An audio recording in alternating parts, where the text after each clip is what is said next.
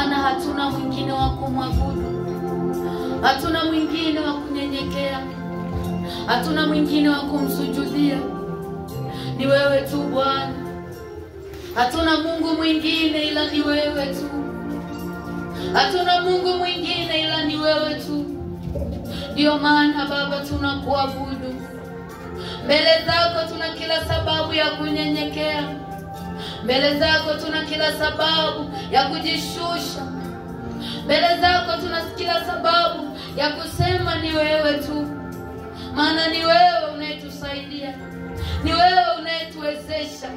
Ni wewe unayetuongoza. Baba, tuna kila sababu ya kusema asante. Asante Mungu kwa uumbaji wako. Asante Mungu kwa upendo wako.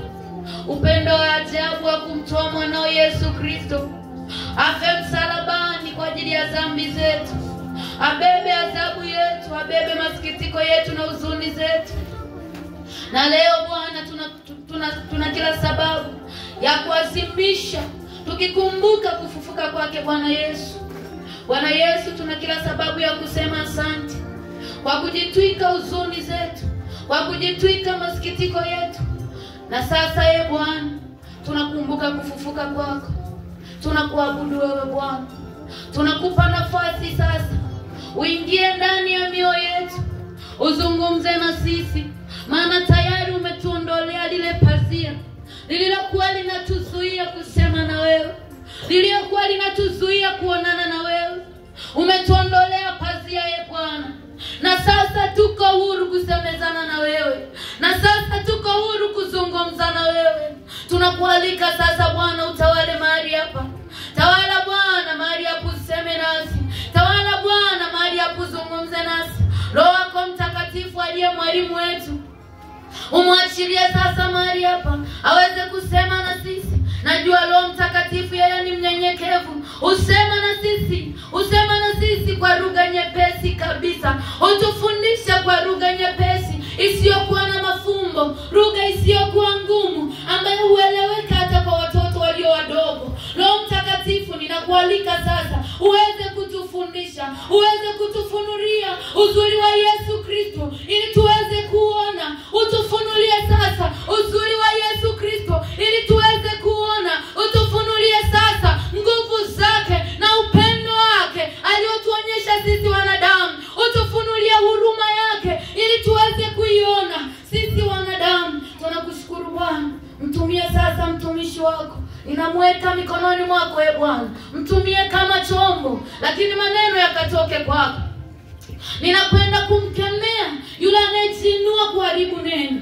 Kwa jina la Yesu Kristo, mwana wa Mungu aliye hai, aliyeshinda kifo na kaburi, ninaseta mbali kila aina ya nguvu zote za ibilisi. Hazina nafasi wala mamlaka, bali ninaachilia utulivu sasa wa Roho Mtakatifu. Ninakamata kila aina ya fikra na mawazo kwa jina la Yesu Kristo, mwana wa Mungu aliye hai. Ninapinga kila aina ya falme na mamlaka zinazojiinua kuharibu neno, kutoa utulivu ndani yetu kwa jina la Yesu Kristo, mwana wa Mungu aliye hai. Bali naachilia utulivu wa Roho Mtakatifu sasa. Roho Mtakatifu, chukua nafasi katika kila moyo wa mwanadamu aliyoko mahali hapa na ukamhudumie kwa ajili ya utukufu wako Bwana. Katika jina la Mungu Baba, Mwana na Roho Mtakatifu tumeomba na kuamini. Amen. Amen. Unaweza kupata siti yako. Nisaidie pia kumshangilia Bwana kwa makofi na vigelegele. Haleluya. Bwana Yesu asifiwe. Amina. Niwasalimu kwa jina la Yesu Kristo aliye hai. Yesu amefufuka. Yesu amefufuka. Haleluya. Amefufukia wapi? Maana sioni. Yesu amefufuka. Amefufuka kweli kweli. Yesu amefufuka. Amefufuka kweli kweli. Haleluya. Amen. Unaweza ukapata siti yako iliyokuwa umesimama. Wapendwa watumishi wa Mungu, tuna kila sababu ya kumshukuru Mungu, muumba mbingu na nchi, maana yeye ni mwaminifu na anatupenda. Amen.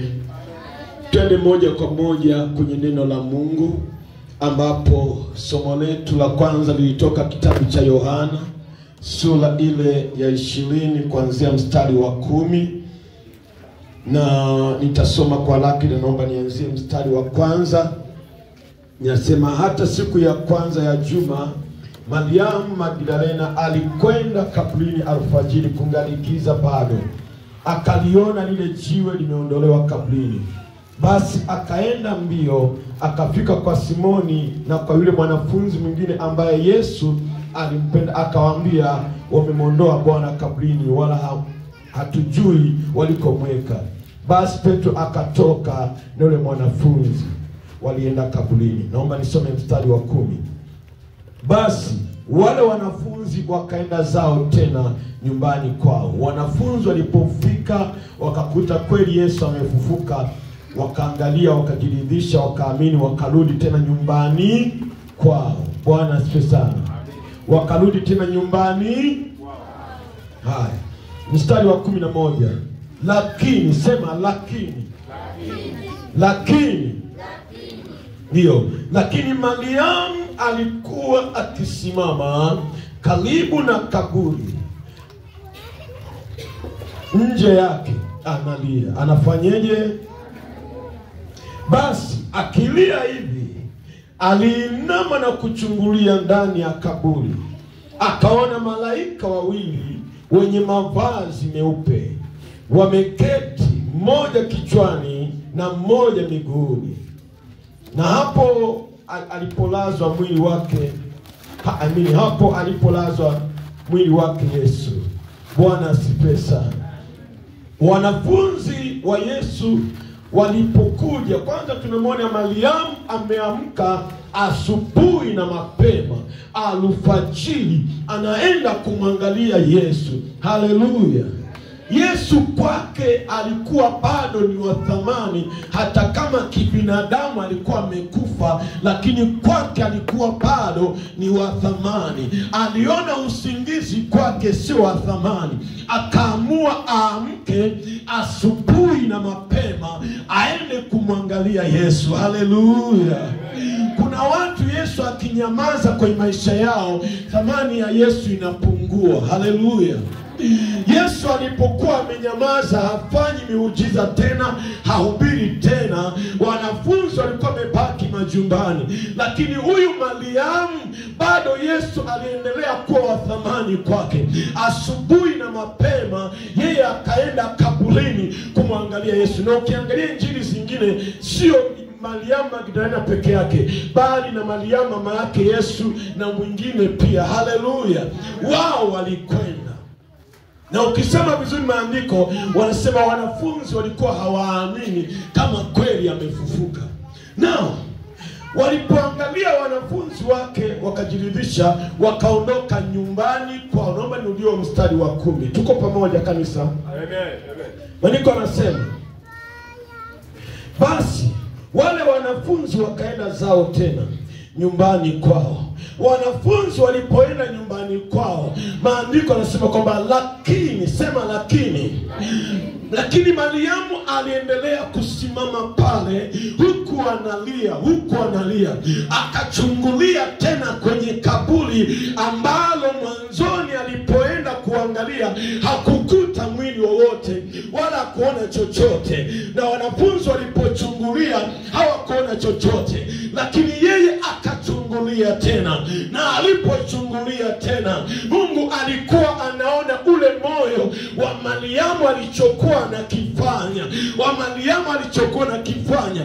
Mungu akaguswa na moyo wa Mariamu Magdalena, ikabidi amfunulie. Ndipo alipochungulia hivi, Bwana akamfumbua macho yake, akaona malaika wawili, mwingine amesimama kwenye kichwa upande alipokuwa amelala Yesu kichwani, na mwingine miguuni. Haleluya. Haleluya. Haleluya. Hata kama unahisi Yesu amenyamaza kwenye maisha yako, bado endelea kushikana naye, bado endelea kumtafuta, bado endelea kuchungulia, maana kuna kitu utaona. Hata kama wengine hawajaona, haimaanishi kwamba na wewe hutaona. Kuna namna ukiweka bidii kwa Mungu aliye hai, yeye atakufunulia tu. Haleluya. Naomba nikwambie mpendwa mtu wa Mungu, wote tumepita shuleni, si ndivyo? Ukiangalizia majibu ya mwanafunzi wenzako, hata kama ana akili kiasi gani darasani, kama amekosa na wewe utakosa. Haleluya. Jitahidi kutafuta majibu ya kwako, maana yakiwa sahihi, haijalishi wenye akili wamekosa, ila wewe utapatia, maana uliyatafuta majibu ya kwako. Haleluya. Safari ya mbinguni sio ya kuangalizia. Inawezekana mimi nikakosa majibu, lakini wewe ukienda mbele za Mungu anakupa majibu yako. Amen. Haleluya. Amen. Haleluya. Amen. Okay, naomba niendelee. Maandiko yanasema akaona, sema akaona. Akaona. Kuna namna ukiendelea mbele za Mungu utaona. Amen. Amen. Ndio, akaona malaika wawili wenye mavazi meupe wameketi, mmoja kichwani na mmoja miguuni, hapa alipolazwa mwili wake Yesu. Nao wakamwambia, mama, unalilia nini? Akawaambia, kwa sababu wamemwondoa Bwana wangu, wala mimi sijui walikomweka. Naye akisha kusema hayo, akageuka nyuma, akamwona Yesu amesimama, asijue kuwa ni Yesu.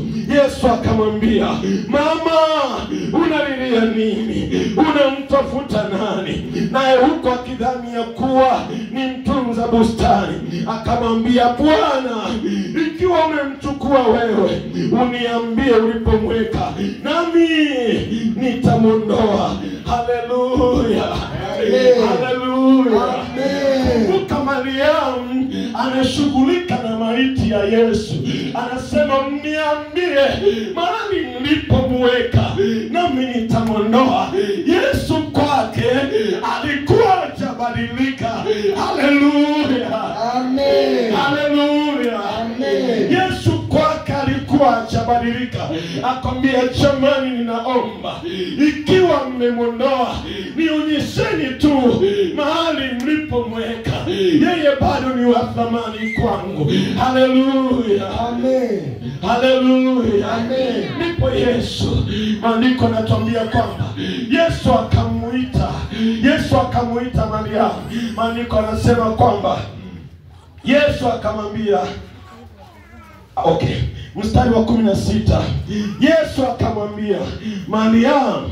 Yeye akageuka, Mariamu akageuka, akamwambia kwa Kiebrania, Laboni, yani mwalimu wangu.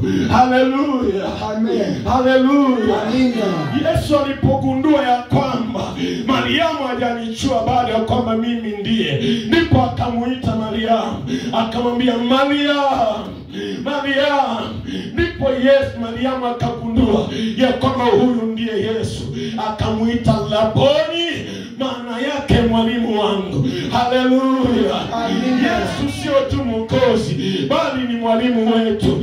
Mahali usipojua atakufundisha, mahali usipo na majibu atakupa majibu, mahali usipoona njia atakuonyesha njia. Haleluya. Hajabadilika. Yeye bado hajabadilika. Naomba uangalie kwenye kitabu cha Marko sura ile ya 16 na ule mstari kuanzia wa 9. Maandiko yanatuambia ya kwamba neno la Mungu linasema, naye alipofufuka alfajiri siku ya kwanza ya juma, alimtokea kwanza Mariamu Magdalena, ambaye kwamba alimtoa pepo 7. Haleluya. Amen. Mariamu Magdalena hakuwa mtu ambaye alikuwa sawa. Alikuwa amefungwa na nguvu za giza. Alikuwa na mapepo. Na kuna watu wengine pia wanasema, kuna baadhi ya wanatheolojia wanasema, yule mwanamke aliyempata Yesu, ambaye alikuwa anajulikana ni kahaba wa mji, ambaye alimpata Yesu na akadondosha machozi yake akamvuta kwa nywele zake, wanasema anaweza kuwa Mariamu Magdalena, ila kwa kuwa haijaweka wazi hatuwezi kusema. Lakini kitu kimoja kimewekwa wazi, ya kwamba Mariamu alikuwa kwenye vifungo, alikuwa amefungwa, lakini kwa sababu alimwendea Yesu, Yesu akamfungua. Na tangu siku ile ambapo Mariamu alifunguliwa na Yesu, alimtazama Yesu sio kama Myahudi, sio kama mtu maarufu, bali ni Bwana na Mwokozi wa maisha yake, na wala hakuna kilichobadilika. Mpendwa mtu wa Mungu, inawezekana Yesu kuna wakati aligusa maisha yako, lakini kuna wakati amekuacha upitie wakati mgumu. Haimaanishi kwamba Yesu amebadilika. Endelea kuchungulia tu hapa ambapo lilitia jina la Bwana. Endelea kumuita. Yeye hajabadilika. Atakutokea kama yule Mariamu Magdalena alivyomtokea, na atakupa majibu yako. Maandiko yanasema ya kwamba alipofufuka Yesu alimtokea kwanza Mariamu Magdalena. Naomba nikuulize, walikuwepo wanafunzi mitume wa Yesu. Alikuwepo Yohana ambaye maandiko yanatuambia ya kwamba alikuwa anapendwa sana na Yesu, na wakati mwingine mitume walipokuwa na jambo la kumuuliza Yesu wakiogopa, walikuwa wanamwambia Yohana amuulize Yesu, maana Yohana alikuwa anapendwa na Yesu na alikuwa anaegamia kwenye kifua cha Yesu. Lakini sema lakini hakuwa wa kwanza kumwona Yesu. Hakuwa kwanza kumwona. Halo. Ninachopenda ufahamu ni kwamba Mungu hana upendeleo. Mungu hana upendeleo. Ukimtafuta kwa bidii utamuona zaidi na zaidi. Haleluya. Amen. Maandiko yametuambia wa kwanza. Ngoja nikurudie hapo. Mstari wa 9, naye alipofufuka alfajiri siku ya kwanza juma, alimtokea kwanza Mariamu. Weka bidii kwa Mungu, atakutokea kwanza. Hata angalia huyu ni maarufu sana, huyu amefanya mambo mengi, yeye anaangalia yupi amekaza kumpenda. Bwana asifiwe sana. Bwana Yesu asifiwe sana. Haleluya. Amen. Kuna mambo matatu ambayo nimejifunza kwa Mariamu Magdalena. Bwana asifiwe sana. Amen. Mambo matatu ambayo yataleta matokeo kwenye Ukristo wako, yataleta matokeo kwenye utumishi wako, yataleta matokeo kwenye maisha yako. Jambo la kwanza, kama unaandika, sema kumpenda Yesu. Bwana Yesu asifiwe sana. Amina. Jambo la pili ni kumtafuta Yesu, na jambo la tatu ni kumtumikia. Mambo mangapi? Matatu. Mambo mangapi? Matatu. Jambo la kwanza kumpenda Yesu. Jambo la pili kumtafuta Yesu. Jambo la tatu kumtumikia. Haleluya. Amen. Mambo haya matatu yasipungue kwenye maisha yako. Jambo la kwanza, turudie, kumpenda Yesu. Jambo la pili kumtafuta Yesu. Jambo la tatu kumtumikia. Ndio, uwezi ukamtafuta usiompenda, si ndivyo? Bwana asifiwe sana. Amen. Kuna wakati nyumbani mamangu wanasema, ulipooa Musa umepunguza kunitafuta. Bwana asifiwe sana. Amen. Lakini mke wangu hajawahi kulalamika kwamba mume wangu unitafuti. Haleluya. Amen. Mimi kuna kiwango cha upendo kimepungua. Wakati nilipokuwa sina mke, upendo wote nilikuwa nimemimina kwa mama na wengine. Ila alipokuja kipenzi cha moyo wangu, kuna namna ameisiba nafasi ya mama. Bwana asifiwe sana. Amina. Kwa cha kwanza, mpende Mungu. Onyesha kumpenda. Na ukigundua kuna kitu kinaanza kuondoa upendo kwa Yesu, nenda mbele za Bwana, mwambie Bwana, niko hapa, mimi nataka nikupende wewe. Haleluya, Amen. haleluya. Amen. Mpende ataonekana kwako. Lakini jambo la pili, huwezi ukamwona usiyemtafuta hata kama unampenda, si ndivyo? Kabisa. Kuna vijana alimpenda binti, lakini hakumwambia binti ninakupenda. Alipoolewa akaanza kulia, na mimi nilimpenda. Ulimpenda sawa, ili ukumtafuta. Haleluya, Amen. Kwa hata kama unampenda Yesu, anza kumtafuta. Halo, Halo. halo, Halo. halo. Halo. Usipomtafuta utapata mwingine ambaye hukumpenda. Amen. Amen. Mtafute. Tulipokuwa tunasoma, kuna kozi nyingi tulizokuwa unasoma, si ndivyo? Amini olevo hapo, amini sekondari, ulikuwa una option ya kwenda pharmacy, ulikuwa na option ya kwenda udaktari, lakini kuna namna kozi uliyokuwa unaipenda ndio uliyokuwa unasoma sana, si ndivyo? Kwa hiyo unachokipenda anza kukitafuta. Amen. Amen. Lakini kingine naomba niwaambie waombaji, Bwana asifiwe sana. Amen. Kuna watu wanaomba na bado hawana matokeo. Halo? Halo. Nini? Ukimtafuta huwezi ukaona matokeo ya kimungu kama unayemtafuta umtumikie. Hakuna. Bwana asifiwe sana.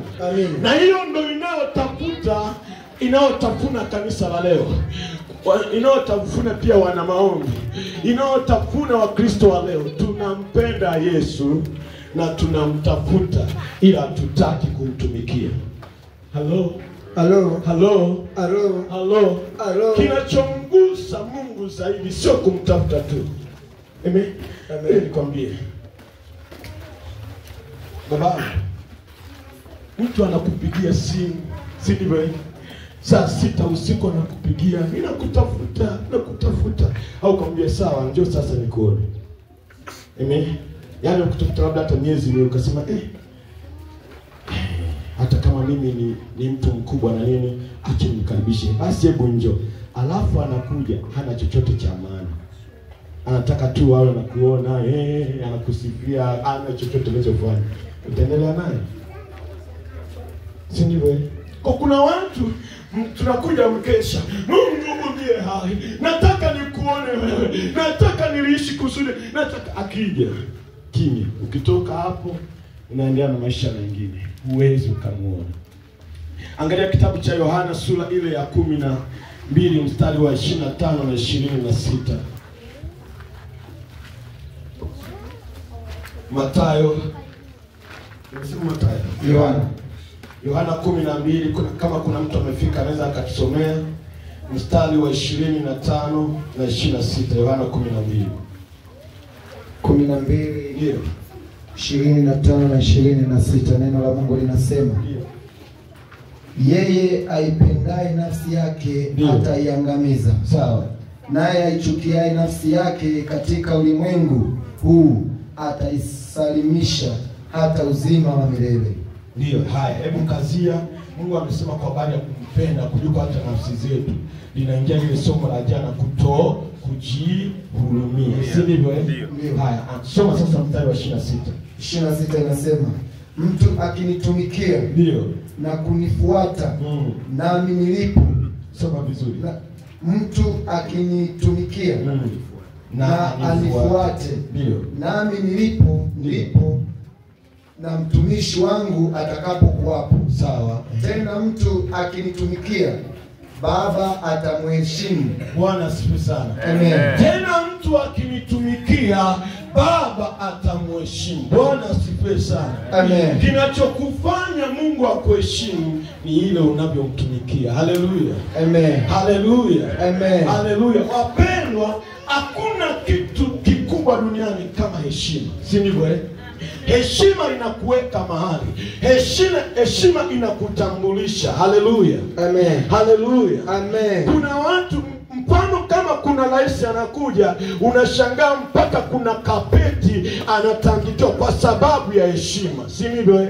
Akija mahali hapo, watumishi wa halmashauri, wengine watumishi wa umma, kuna namna watakuwepo tu, labda kama wahitajiki nini, kwa sababu ana heshima. Kwa namna ukipata heshima kwa Mungu, atakupa unachohitaji. Nilikuwa nasikiliza ushuhuda wa Leonard Bonke. Nani wamewahi kumsikia Leonard Bonke? Mjisi Leonard Bonke. Anasema kuna mahali alikuwa anahubiri na mama mmoja akasikia Leonard Bonke yupo. Mtoto wake alikuwa amepata ajali akafa. Aliposikia Leonard Bonke yupo ana mkutano, akasema simziki mwanangu, ninampeleka kwa Leonard Bonke na Mungu atamfufua. Wakajaribu kumpinga, amekataa. Anasema niacheni, ninampeleka kwenye mkutano wa Leonard Bonke. Alipolazimisha sana kwambia, nyinyi mnanilazimisha nimzike kwa sababu sio mtoto wenu, mimi naujua uchungu wa mwanangu, niacheni. Alipokaza wakamruhusu, wakampeleka kwa amini, wamemweka kwenye nini, sanduku jeneza, yes. Wakampeleka. Walipofika kwenye mkutano, wale walinzi wa mkutano walipomwambia kwamba kuna jeneza, kuna maiti, tunampeleka ili wakamwambia, wakatalia. Mama akasema hamjui, mimi ninampeleka kwa Leonard Bonke. Kwani nyie ni akina Leonard Bonke mnanikatalia? Yeye ndo anikataze, ila sio nyie. Mimi mwanangu mpaka aonane na Leonard Bonke. Bwana asifiwe sana. Amen. Wakasema sasa, mnajua watumishi Mungu akikuinua sana, kuna ulinzi wanahakikisha uwe nao. Kwa akasema basi mama, kwa kumelazimisha sana, mtoe kwenye sanduku, maana yamkini kwenye sanduku umeweka mambo mengine. Kwa hiyo mtoe kwenye sanduku ili tu hakikishe kwamba kuna usalama. Haleluya. Basi wakamtoa, akasema shida sio, wala hakuna shida, maana shida yangu sio kufika kwa jeneza, bali mwanangu amfikie Leonard Bonke. Bwana asifiwe sana. Basi Leonard Bonke huku hana habari, anahubiri. Wakati anahubiri akasema kwamba Yesu akiingia ndani yako utakuwa hai. Maana maandiko yanasema si mimi ninayeishi, bali Kristo yu hai ndani yangu. Bwana asifiwe sana. Wakati ule Leonard Bonke anasema hivyo. Wakati ule Leonard Bonke anasema ya kwamba maana Kristo akiwa hai ndani yako, na wewe utakuwa hai. Maiti akapiga chafya na akainuka. Haleluya. Haleluya. Haleluya. Leonard Bonke hana habari kwamba kuna maiti ameletwa ili afufuke. Lakini kwa sababu yule baba alijitoa kumtumikia Mungu, akaacha nchi yake nzuri iliyoendelea, akaja Afrika miaka hiyo 1974, ameshaanza utumishi miaka tu. Mungu aliona ule moyo, kwa hiyo Mungu alimfufua yule maiti, sio kwa sababu Leonard Bonke ameomba, bali kwa sababu Mungu anamheshimu Leonard Bonke. Haleluya. Kuna matokeo Mungu atakupa kwa sababu anakuheshimu, sio kwa sababu umeomba sana, bali kwa sababu wewe anajua wewe ni mtumishi wake na anakuheshimu. Hello. Wala usichoke, jitoe kumtumikia Mungu. Na wakati mwingine kila anachokwambia Mungu kufanya, fanya. Amen. Fanya, jitoe. Kikubwa tu pia maandiko yanasema kila jambo Mungu ni wa utaratibu, si ndivyo? Kwa hiyo usije ukaanza kufanya lakini hakikisha pia unatumia hekima. Amen. Maana hekima ikikosa, huduma za watu wengi zimekufa kwa sababu ya kukosa hekima. Si ndivyo? Kwa hiyo mpendwa mtu wa Mungu, Mungu akikuheshimu, matokeo yataonekana. Narudia tena, Mungu akikuheshimu, matokeo yataonekana. Bwana asifiwe sana. Nikiwa naendelea kuhitimisha, kuna mambo mawili ambayo ukibeba ndani yako, amini, ukibeba kumpenda Mungu, kumtafuta na kumtumikia, jambo la kwanza atakupa kipaumbele. Jambo la kwanza atakupa kipaumbele. Jambo la pili atajifunua kwa upya. Amen. Amen. Jambo la kwanza atakupa kipaumbele, jambo la pili atajifunua kwa upya. Yesu alipomtokea Mariamu hakuwa yule Yesu aliyekuwa anamjua, ila alikuwa Yesu mwingine, maana alikuwa amekuja kwa upya. Bwana asifiwe sana. Amen. Utasoma Luka sura 8 mstari wa kwanza na wa pili, utaona Mariamu alipoponywa na Yesu alikuwa miongoni mwa wanawake waliokuwa wanamtumikia Yesu. Halo. Halo. Usiache kumtumikia. Mpende Mungu sawa, mtafute, lakini usiishie kumtafuta, mtumikie. Amen. Amen. Wamesema jamani, tunasimamisha nguzo, huna hela, omba form. Mchungaji, ni hapa form, nitengenezee form, saini kwa muhuri wako, alafu nitapita ninashirikisha watu. Bwana asifiwe sana. Wewe muomba tu kama Mungu, mimi nataka na mimi nishiriki, sina hela, ila Mungu nguvu zangu, miguu yangu ilete watu. Utashangaa mtu mmoja anakupa hela nyingi, unashangaa uliyekuwa unamtegemea kanisani umemzidi. Nini? Mungu anaona. Bwana asifiwe sana. Yaani Mungu atafanya tu. Kwani ili kanisa lote mnalijenga kwa nguvu zenu? Si mnawashirikisha watu. Useme kwamba Bagole kwa sababu ana watu wakubwa. Mungu ni wa watu wote. Simbe amekusubiri uchukue hatua. Amen. Hallelujah. Umeona, okay, mimi nitaomba na matokeo yataonekana. Omba. Unaweza ukaomba wewe na Mungu akajibu kwa mwingine. Bwana asifiwe sana. Akamtumia mwingine. Sisi tunaelewana watu wa Mungu. Bwana asifiwe sana. Unaweza ukaomba wewe mahali hapa, Mungu akasikia majibu yako. Yako unaomba Mungu afanye jambo fulani, alafu akamtumia mwingine kufanya. Haimaanishi kwamba Mungu amekusahau. Halo. Nikiwa nahitimisha. Tumisha Mungu, mimi nizoee tu. Amen. Uzuri ushanizoea. Bwana asifiwe sana. Ulikuwa umeshajiandaa kusimama. Bwana asifiwe sana. Nimesema ukimtumikia Mungu anakuheshimu. Si ndivyo? Huyu dada wakati yule bado sio mchumba, ni muumini. Maana tulifahamiana kwa wiki moja Mungu akatuunganisha, tukawapendwa katika Bwana. Bwana asifiwe sana. Nilikuwa nimeenda kwa semina kama nilivyokuja mahali hapa. Bwana asifiwe sana. Na huyu dada wakati nahubiri na kutoa shuhuda za watu ambao Mungu amewaponya, alikuwa na changamoto ya vidonda vya tumbo ambavyo yeye vilikuwa vimefika kwamba vikianza kuuma mpaka anaanza kutoa harufu mbaya mdomoni. Bwana asifiwe sana. Lakini wakati nashuhudia na kuna dada mmoja tuliomba naye Mungu akamponya saa ile. Huyu zile shuhuda zikaamsha imani. Sikumbuki kama nilikuombea ili anakuwa, lakini alichukua hatua imani akaenda kuomba. Mungu akamponya. Akawa anafunga mpaka siku 3 kavu. Aliyekuwa na vidonda vya tumbo, aliyekuwa hawezi kufika saa 4 bila kula. Nini? Matokeo yanafanya Mungu akuheshimu. Amini, ukimtumikia Mungu atakuheshimu na ataachilia matokeo. Tumisha Mungu, nenda ukakae. Naomba usimame kwa miguu yako. Mariamu Magdalena alishafariki. Mimi na wewe ndo akina Mariamu Magdalena. Amen. Mungu anataka tumtafute, tumpende, tumtafute na tufanyeje? Tumikie. Karibu wimbo wa kuabudu. Okay, ninaomba kama kuna mtu yoyote ambaye umesikia ndani yako unatamani kumuona Mungu zaidi au jambo lolote ile, naomba upite mahali hapa. Maana kuna watu ujumbe unakuja unamgusa. Kama umeguswa na ujumbe huu kwa namna yote, mimi sijui, naomba upite mahali hapa ili tusije tukahitimisha tu hivi. Karibu mtupe wimbo wa kuabudu watu. Kuna matokeo yako. Kuna matokeo yako.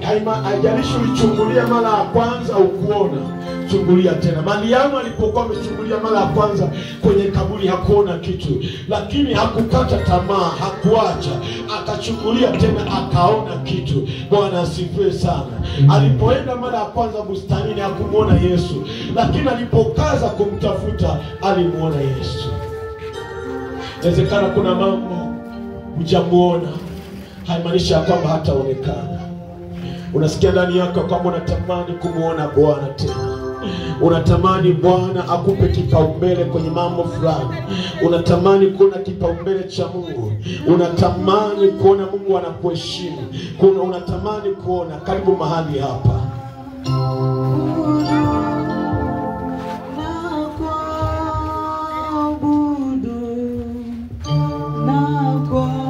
Asante Yesu.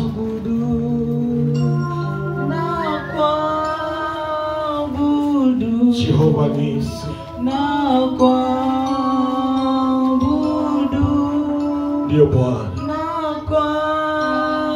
Yesu. Yesu.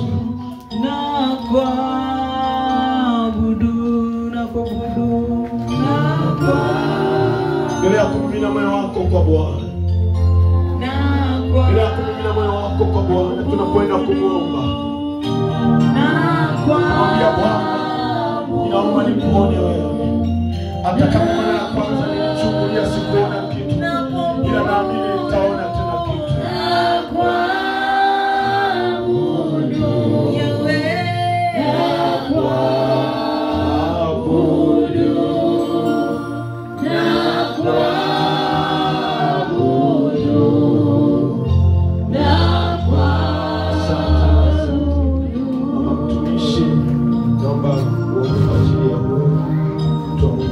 Sala ya toba. Baada ya hapo tutaenda kuomba na kanisa lote. Karibu sana.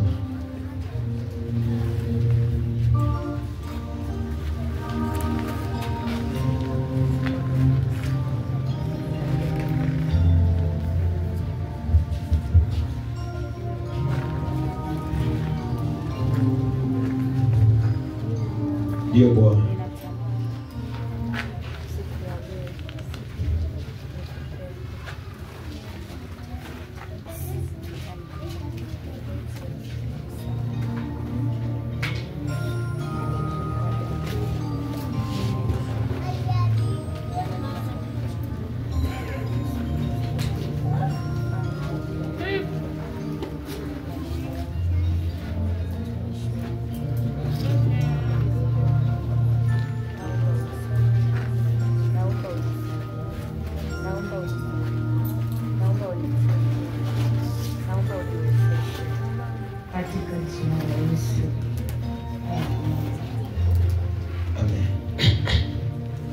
Baba, asante kwa ajili ya binti huyu. Umesema neno lako Bwana halitakurudia bure. Wajua ni kitu gani ambacho umemsemesha ndani yake. Mungu, naomba usinyamaze, akuone wewe. Hata kama alichungulia mara ya kwanza, hata kama alifanya mara ya kwanza, akuone matokeo. Kama Mariamu alivyochungulia mara ya pili kaburini, akaona malaika wakasema naye, na baadaye akakuona wewe. Jidhihirishe kwa mwanao pia. Hata katika masomo ambayo Mungu amekuja, Baba usimpungukie. Kwa Yesu Kristo, amen. Mungu akubariki. Bwana Yesu asifiwe. Basi kanisa lote kwa pamoja, hapo hapo ulipo, nitaomba weka imani yako kwa Mungu. Tumeona kwamba Mungu, ukiendelea kumtafuta Mungu, ukiendelea kumtumikia, kumpenda, cha kwanza atakupa kipaumbele. Cha pili tumesema tufanye, utamuona kwa upya. Bwana asifiwe sana. Basi utaomba mbele za Bwana. Naomba unifuatishe sala hii. Sema, Bwana Yesu, ninakuja mbele zako. Nimelisikia neno lako. Na wewe umesema neno lako halitakurudia bure, bali litatimiza mapenzi yako uliolituma. Bwana Yesu, nimejifunza juu ya Mariamu Magdalena. Wewe ulipofufuka alikuona wa kwanza, na ulimtokea kwa sura nyingine, maana alikutafuta kwa bidii, na alionyesha kukupenda, na alikuwa tayari kukutumikia, kuhamisha mwili wako mahali ulipokuwa, ni ishara ya kukutumikia, ni ishara ya kukutumikia. Neno hili nilolisikia siku hii ya leo, ninakuomba Bwana lisinipite bure, bali liashirie matokeo kwenye maisha yangu, kwenye imani yangu, kwenye afya yangu, kwenye familia yangu, kwenye kazi yangu, katika jina la Yesu. Ewe shetani, hauna nafasi kuonekana kwenye maisha yangu. Siku hii ya leo ninahitaji matokeo ya kimungu kwenye maisha yangu. Asante Bwana Yesu, maana umenisikia. Asante Bwana Yesu, maana ninaamini ya kwamba umetenda. Ni kwa jina la Yesu. Amen. Ninaomba uombe kwa dakika moja au mbili mbele za Bwana, kila ambacho Bwana atakuongoza. Ninapomkaribisha mtumishi wa Mungu Deborah kuomba pamoja nani. Asante Mungu wetu, tunakushukuru kwa ajili ya neno lako ambalo Baba umeliachilia kwetu asubuhi hii ya leo. Tazama Bwana, neno lako li hai. Neno lako li hai Bwana.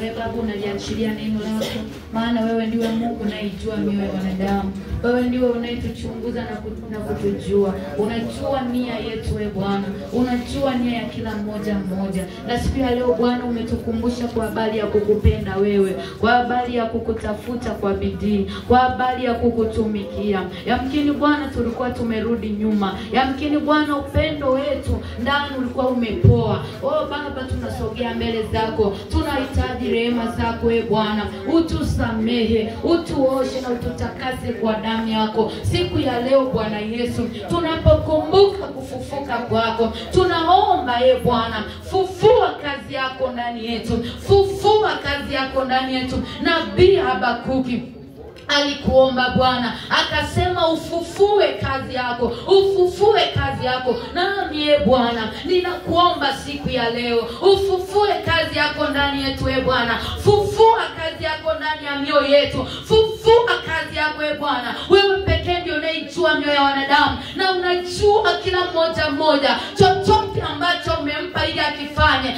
chochote ambacho umempa ili atumike, chochote ambacho Bwana umempa ili akifanya akiwa hapa duniani. Maana kila mmoja mmoja Bwana umemuumba kwa kusudi, umemleta kwa kusudi. Tunaomba e Bwana siku hii ya leo, fufua kazi yako ndani ya mioyo yetu. Fufua kazi yako e Bwana. Fufua kazi yako Yesu, fufua kazi yako. Fufua kazi yako Bwana. Fufua kazi yako ndani ya kanisa. Usituache hivi hivi Bwana. Usituache tukatoka hivi hivi. Maana neno lako limekuja. Unataka tukupende Bwana. Unataka tukutafute na unataka tukutumikie. Bwana, achilia nguvu ndani yetu.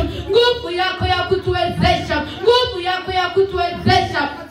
Nguvu ya Roho Mtakatifu itakayokuja Bwana kuachilia moto ndani yetu, kutuamsha tena Bwana, kama ulivyoiamsha roho ya Zerubabeli, kama ulivyoiamsha roho ya Yoshua mahali pale Bwana ulipotaka wajenge hekalu, ukaamsha roho zao. Nami e Bwana, ninakuomba siku ya leo uamshe roho zetu. Fufua kazi yako, amsha roho zetu, amsha roho zetu.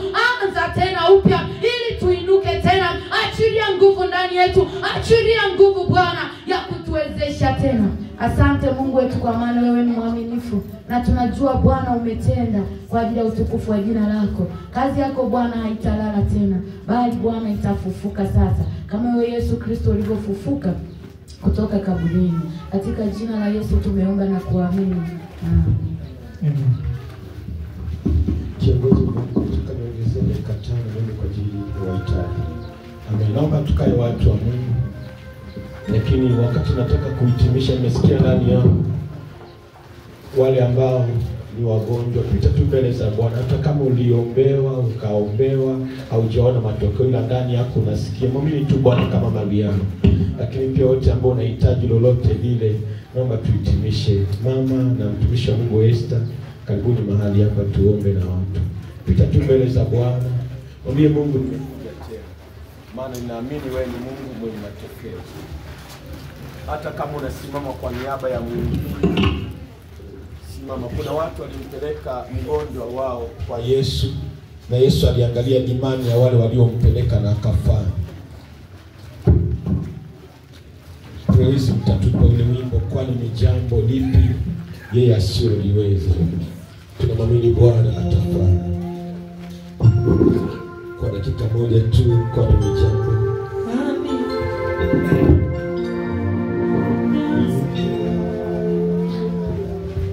Ndio, mwambie Bwana. Amen, ni jambo gumu ila usilo niweza. Kwani ni jambo lililo yeye asilo niweza.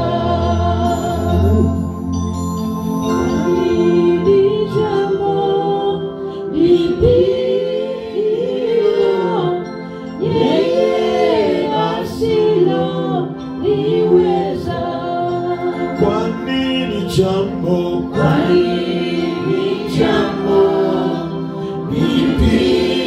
lipilo yeye asilo liweza. Kwani ni jambo, kwani ni jambo lipilo yeye asilo liweza. Jambo gani lililokuwa kumfanya Mungu wetu abaki anashangaa? Hakuna. Hakuna. Ni neno gani lililokuwa kumfanya Mungu wetu anyoshe mikono yake? Hakuna. Hakuna. Hakuna ogani la kumshinda Mungu. Hakuna ogani cha kumshinda Mungu. Hakuna ogani la kumshinda Mungu. Hakuna. Hakuna kumshinda Mungu. Hakuna ogani cha kumshinda Mungu. Hakuna ogani la kumshinda Mungu. Hakuna ogani cha kumshinda Mungu. Hakuna jambo gani la kumshinda Mungu. Hakuna. Naomba kabla sijakabidhi maiki kwa mtumishi wa Mungu, naomba ufuatishe maombi haya kwa imani. Sema, Bwana Yesu. Ulipokuwa msalabani, ulisema yote imekwisha. Bwana Yesu, kwa neno hilo ninalipokea kwa imani siku hii ya leo, kama yule liwali aliyehitaji neno moja tu kutoka kwako na mtumishi wake akapona. Nami Yesu, ninaamini maneno yako bado ni hai kwenye maisha yetu. Kwa neno hilo ulilosema kwamba imekwisha, ninalipokea leo na ninaamini shida yangu imekwisha, ugonjwa wangu umekwisha, haja yangu imejibiwa katika jina la Yesu. Yesu, uliyefufuka siku hii ya leo kwenye maisha yangu, umenitangia imekwisha. Ninaamini ewe ugonjwa leo umekwisha kwa jina la Yesu. Ewe haja kwa jina la Yesu Asante Bwana Yesu. Amen. Karibu mtumishi tuongoze kwa maombi. Baba, katika Shika mahali unapoumwa, kama unaweza ukashika.